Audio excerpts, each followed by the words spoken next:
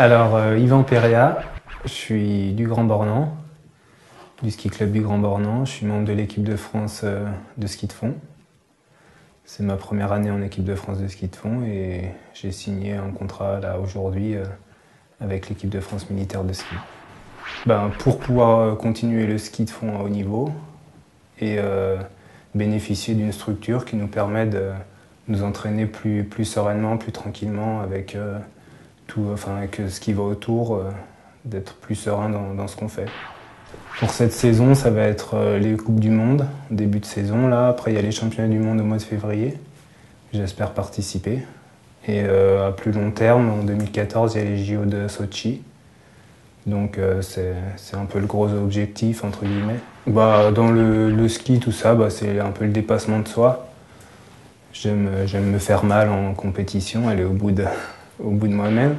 Je pense que oui, ça peut m'aider. Parce que forcément, on est plus tranquille, on sait qu'on a un suivi logistique, tout ça, qu'on a aussi un apport financier. Donc ce qui permet de nous entraîner plus sereinement. Forcément, je pense que ça va impacter sur les résultats par la suite. Je sais pas si on va aller voir souvent tout ça, mais je pense que ça peut être sympa aussi de voir un peu les autres disciplines, leur manière de s'entraîner, un peu comment ils font leur sport. Donc je pense que ça peut être sympa aussi de voir un peu les autres s'entraîner et les autres comment ils vivent aussi. Cette saison, c'est vrai que j'ai fait une belle saison, du coup j'ai été champion de France en fin de saison.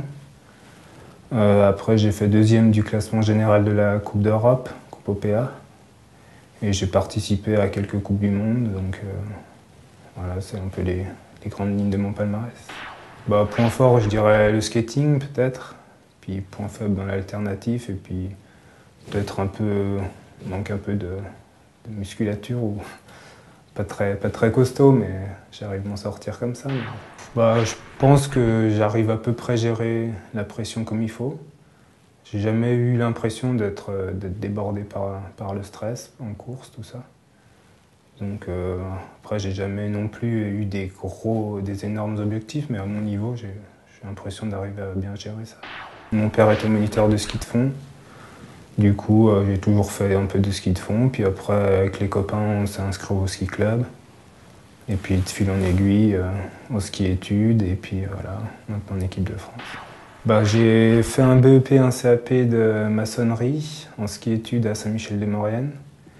Après ça, j'ai arrêté et puis ça fait quelques étés que je travaillais à la commune du Grand Bornand en fait, qui m'arrangeait pour pouvoir continuer à m'entraîner dans de bonnes conditions et puis pouvoir avoir un salaire aussi, un petit peu, gagner un peu d'argent. Là, on va partir pas mal à Tignes au mois d'octobre, skier un peu sur le glacier en altitude.